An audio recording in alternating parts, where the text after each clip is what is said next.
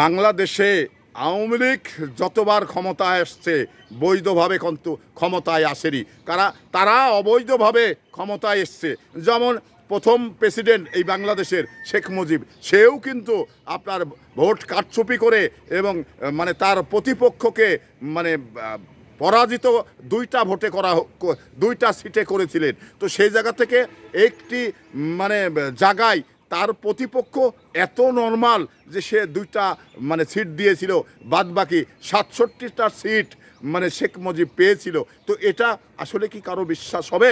এবার আসেন হাসিনার আমলে। হাসিনা যে কয়বার নির্বাচন করেছে সবই কিন্তু কারচুপির নির্বাচন করেছে, সবই কিন্তু জোর জুলুম করে নির্বাচন করেছেন। তো সেই নির্বাচনে যদি কেউ ক্ষমতায় আসেন, তো সেই ক্ষমতা মানে পরিচালনা করতে গিয়ে তার ভিতরে ভীতি কাজ করবে, তার ভিতরে মানে দুর্বলতা কাজ করবে, সেটাই কিন্তু হাসিনার ভিতরে করেছেন। তো হাসিনা মানে অবধি শুরু থেকে অবধি যতবার ক্ষমতায় আসছে ততবার অবৈধ পন্থায় এই বাংলাদেশে ক্ষমতায় এসছে।